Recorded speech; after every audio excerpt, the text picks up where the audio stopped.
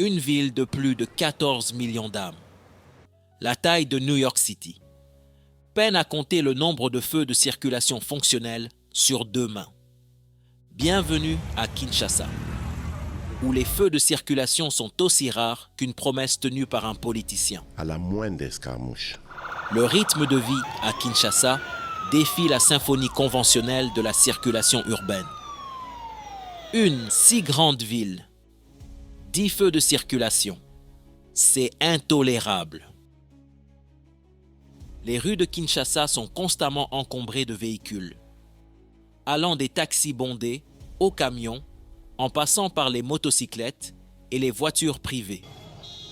Les klaxons incessants, d'ailleurs une particularité de la ville, les embouteillages interminables et les manœuvres dangereuses sont devenus la norme.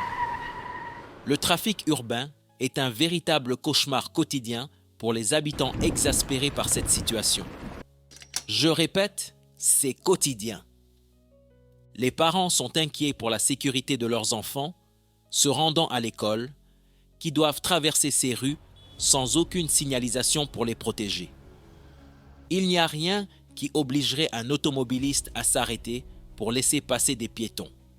Si passe à bonne volonté. Résultat, on traverse partout, souvent en courant. Et il faut être très vigilant. Tout ceci doit grandement nous préoccuper. À moins que le développement et bien-être de la population ne fassent pas partie de nos objectifs. Que ce soit par le biais de pétitions, de manifestations pacifiques ou de campagnes de sensibilisation. Nous devons faire entendre notre voix collective. Il y a beaucoup de solutions potentielles pour régler le problème d'embouteillage à Kinshasa. Honnêtement, à ce jour, je n'ai jamais entendu les décideurs parler de feux de circulation cependant. Est-ce une solution de dernier plan? Est-ce parce que l'installation de feux et le respect de ceux-ci serait dur à réaliser? Est-ce parce que la ville n'a pas d'électricité? Un autre problème anormal qui ronge le Congo. J'en parlerai dans ma prochaine vidéo. Moi, c'est Tonton Laval. Je fais des vidéos comme celle-ci pour sensibiliser. Ces dispositifs, essentiels pour réguler le trafic et assurer la sécurité de tous, sont presque inexistants dans de nombreuses zones clés de la ville. Déjà, Kinshasa compte 24 communes. Et je vous ai dit que la ville ne compte pas plus de 10 feux fonctionnels. Ce qui signifie qu'il y a au moins 14 des 24 communes qui ne comptent même pas un seul feu de circulation. En plein 21e siècle. Sans feu de circulation pour guider les conducteurs, les intersections deviennent des zones de conflit, où chacun tente de passer en premier, s'engageant souvent dans les intersections de manière anarchique, au détriment de la sécurité des autres. Les piétons, qui sont particulièrement vulnérables, doivent naviguer avec prudence entre les véhicules pour traverser les rues. Les motos communément appelées Wewa doivent aussi naviguer avec prudence entre voitures, camions, piétons et j'en passe. Les conducteurs eux-mêmes sont sous tension constante, essayant incessamment d'éviter des collisions potentielles. Les passagers, que ce soit des motos ou des voitures, sont aussi tendus. Les freinages brusques, tout comme les collisions, ne sont pas choses rares. Cette situation est exacerbée aux heures de pointe, où le volume de trafic est à son apogée. La pénurie aiguë de feux de circulation à Kinshasa n'est pas seulement un inconvénient, c'est une crise. Ce n'est pas un problème qui a commencé hier, c'est une crise. Voilà pourquoi il y a eu construction des seaux de moutons. Les autorités locales sont sous pression de trouver des solutions durables à ce problème persistant. En attendant, les Kinois doivent continuer à naviguer dans cette jungle urbaine, espérant, chaque jour, une amélioration qui tarde à venir. Les embouteillages, sont telles que les services d'urgence sont également affectés. Leurs interventions sont retardées, mettant en danger des vies supplémentaires en cas d'urgence médicale ou d'incendie. Ceux qui connaissent bien Kinshasa ont roulé les yeux quand j'ai mentionné le service d'incendie. Les ambulances doivent naviguer à travers des rues embouteillées, ce qui allonge considérablement le temps nécessaire pour acheminer les patients en situation critique. Les minutes perdues dans le trafic peuvent être fatales, surtout dans les cas de crise cardiaque, d'accidents graves ou d'autres urgences médicales où chaque seconde compte. Les intersections majeures sont souvent bloquées pendant des heures, entraînant des retards importants pour les travailleurs qui doivent se rendre à leur bureau à temps. Pour certains, la seule façon d'arriver à temps est de quitter beaucoup plus tôt pour éviter les heures de pointe. Mais ça signifie aussi arriver beaucoup trop tôt et tourner le pouce longtemps avant le début du travail. Cette technique, si je peux l'appeler ainsi, est obligatoire pour les voyageurs qui se rendent à l'aéroport. Sinon, ils vont presque certainement finir sur des motos, bagages sur la tête. Les conducteurs et les passagers subissent un stress considérable en naviguant à travers le chaos. L'incertitude et l'agressivité accrue sur la route augmentent la fatigue mentale avant même d'arriver à destination. Les bus scolaires et les véhicules privés transportant les élèves subissent les mêmes embouteillages que les autres véhicules, entraînant des arrivées tardives en classe, perturbant ainsi le déroulement de la journée scolaire. Les sorties de loisirs, qu'il s'agisse de visites à des amis, de sorties au restaurant ou de voyages vers des parcs et autres lieux de détente, sont souvent écourtées ou annulées en raison du temps perdu dans le trafic. Il est très fréquent que des gens choisissent de rester chez eux par flemme d'affronter les embouteillages, ou encore qu'ils choisissent de ne pas directement rentrer chez eux, mais plutôt perdre du temps, le temps que la circulation se libère. Toute cette imprévisibilité affecte la productivité, la sécurité et la qualité de vie des habitants.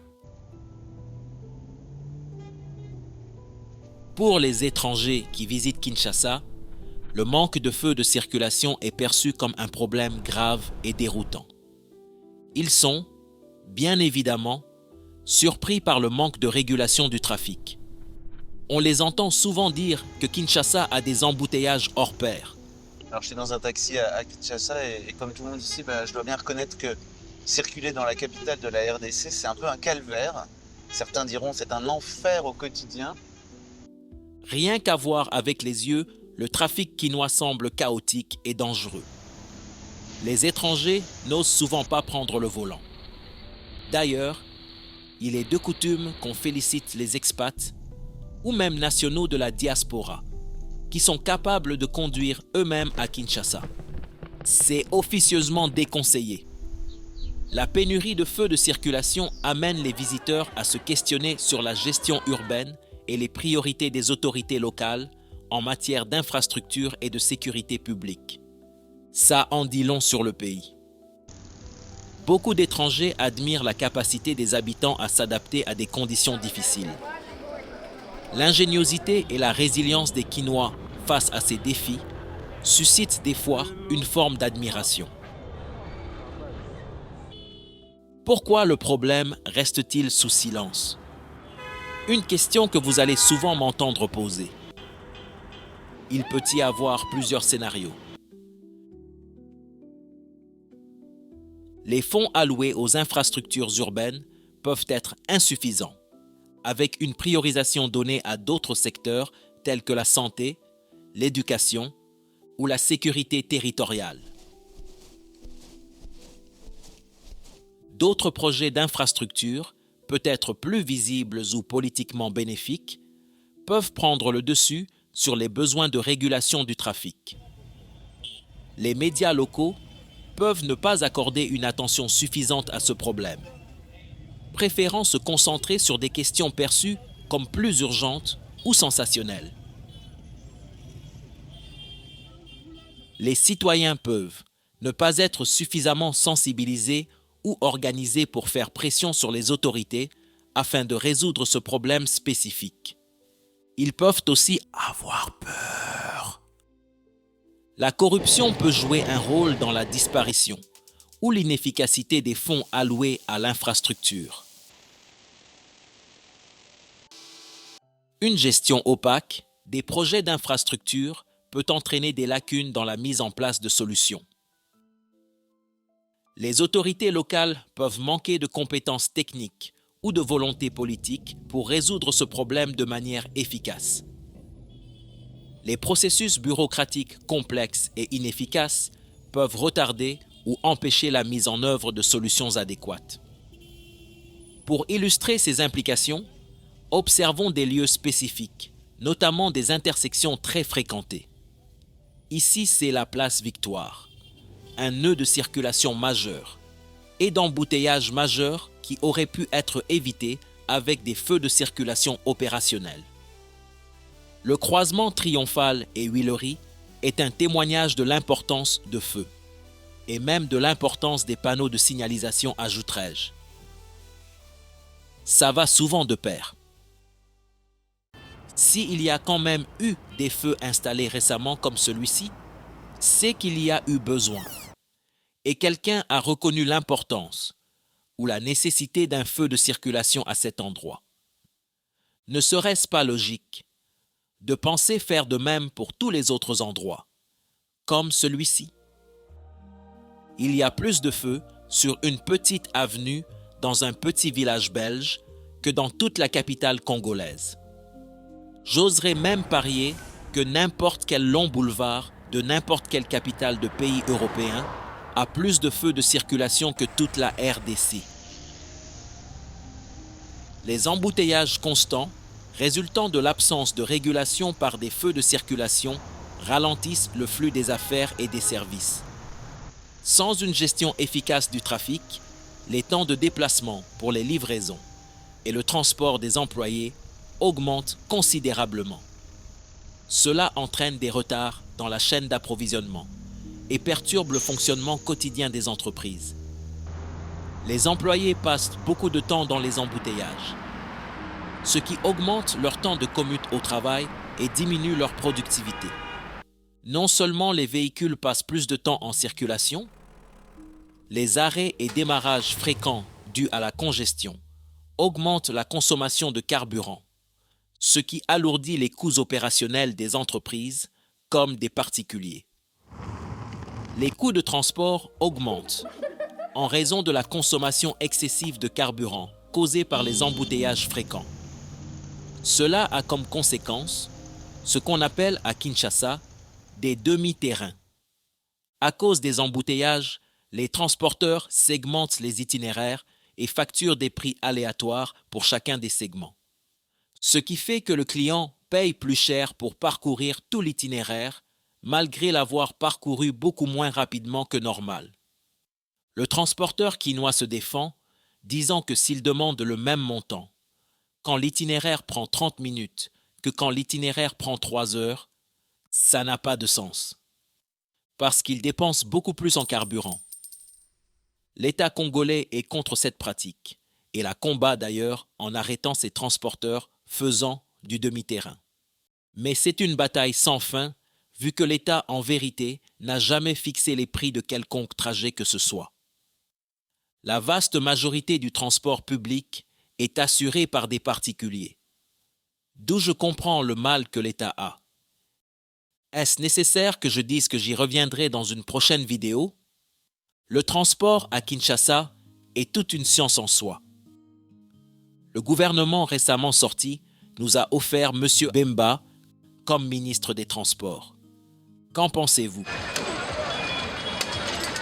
Les usagers qui ont marre de longues attentes se tournent vers des moyens de transport alternatifs comme les mototaxis. Il ne faudra pas seulement plus dépenser, mais il faudra aussi avoir beaucoup plus de courage. Les piétons doivent souvent se faufiler entre les véhicules en mouvement rapide, ce qui augmente considérablement le risque d'être renversé. Les émissions de gaz d'échappement, augmentées par les ralentissements et les arrêts fréquents des véhicules, contribuent à la pollution de l'air. Cette pollution est liée à diverses maladies respiratoires, cardiovasculaires et à d'autres problèmes de santé, affectant particulièrement les enfants, les personnes âgées et les individus ayant des conditions préexistantes. Un pays qui ne s'intéresse pas au feu dont on peut visuellement remarquer l'impact va s'intéresser à l'émission de gaz dont les effets sont loin d'être perceptibles avec nos yeux? Je n'y crois pas moi-même. Néanmoins, les embouteillages permanents ont un réel effet sur la santé, surtout dans un pays comme le nôtre, où il n'y a pas de critères pour qu'un véhicule soit admis de circuler. Tout, je dis bien tout, ce qui bouge peut se retrouver sur la route, pompant du gaz de son tuyau d'échappement directement dans nos narines. Le stress chronique lié au trajet prolongé et imprévisible peut entraîner des troubles psychologiques tels que l'anxiété et la dépression. Ces troubles psychologiques, développés petit à petit, impactent à long terme nos vies. Les embouteillages sont fréquents et les gens deviennent frustrés. Cette frustration conduit parfois à des tensions sociales. Il n'y a pas un 207 dans lequel vous allez monter à bord et ne pas écouter les gens se plaindre ou se chamailler. La tension sociale se fait sentir. Les embouteillages n'en sont pas la seule cause. Ils y contribuent cependant. La conduite du chauffeur est bien évidemment un résultat direct de la fluidité de la circulation. Il a un versement à honorer. Ça demande beaucoup de stratégie. La congestion extrême et le manque de régulation aux intersections créent également des opportunités pour les comportements délinquants, tels que les vols et les agressions, qui se produisent plus facilement dans les embouteillages où les victimes sont vulnérables et immobiles. Mais attention, à Kinshasa, même quand le véhicule est en marche, sinon, il arrive que des agents routiers se positionnent sur la route pour diriger le trafic manuellement. C'est parfois très dur de s'engager, que ces agents peuvent être très utiles. Surtout si vous leur glissez quelque chose. Vous aurez priorité. La surcharge des routes, due aux embouteillages constants, accélère la dégradation des infrastructures routières, nécessitant des réparations fréquentes et coûteuses. Les embouteillages sur un seau de mouton, par exemple, fragilisent petit à petit la structure. Supposons qu'il ait été conçu pour supporter 10 véhicules roulants à n'importe quel moment. Imaginez maintenant que 30 véhicules soient stationnés dessus à attendre que la circulation avance, comme ce l'est souvent. Les embouteillages empêchent également une maintenance routière efficace, car les travaux de réparation provoquent des ralentissements supplémentaires. D'autres villes ont surmonté des problèmes similaires avec succès. Voici quelques exemples inspirants. Bogota, Séoul, Mexico. Les autorités ne semblent pas prioriser la gestion du trafic. Ils semblent penser que les feux de circulation sont un luxe, pas une nécessité. Les politiciens de la RDC voyagent pourtant beaucoup à travers le monde. Beaucoup y ont même vécu longtemps. Ils voient comment les infrastructures routières fonctionnent dans d'autres villes. Kinshasa, elle, compte autant de feux en panne que fonctionnels. Imaginez cette situation à Denver ou Bruxelles. Ce serait au top, sur la liste des problèmes du pays à régler. Pour faire face à ce problème d'embouteillage, je pense qu'une mission de sensibilisation doit être lancée comme il l'est nécessaire pour beaucoup de secteurs dans ce pays.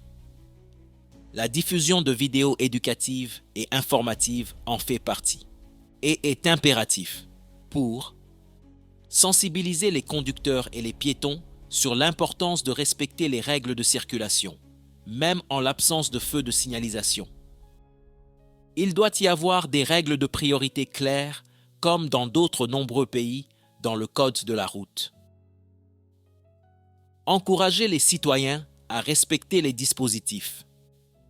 Inciter les autorités locales à investir et s'investir dans l'infrastructure routière dans toutes ses facettes. Par exemple, investir dans les transports en commun, comme les bus et les trains, pour réduire le nombre de véhicules individuels sur les routes. Cela peut contribuer à désengorger le trafic. Chercher des partenariats. Explorer les possibilités de financement par le biais de subventions internationales et de prêts à faible taux d'intérêt, pourvu qu'il n'y ait pas détournement. Sinon, j'ai toujours pensé que Kinshasa doit être simplement reconstruite, si nous voulons avoir une ville vraiment moderne, à la grandeur de notre nation. Les meilleures planifications urbaines se font dès le début. Nous en reparlerons. Nous devons réclamer la modernisation de nos villes. Il n'y a aucune raison que nous continuions à vivre comme au Moyen Âge. Ou bien, il y a-t-il aussi embouteillage dans nos cerveaux? Est-ce là-dedans qu'il faut des feux en premier? La plus grande avancée dans nos vies restera-t-elle nos téléphones intelligents? C'est ça à quoi nous acceptons d'être réduits? Le Congo est pourtant très riche. Ou bien je me trompe? Nos dirigeants sont pourtant riches, non? Ou je me trompe? Leurs problèmes n'attendent pas des décennies pour être résolus. Demandons des feux de signalisation. Maintenant. Au moins dans les zones à forte densité de trafic et aux intersections critiques. En outre, un trafic régulé favorise un sentiment de communauté et de civisme.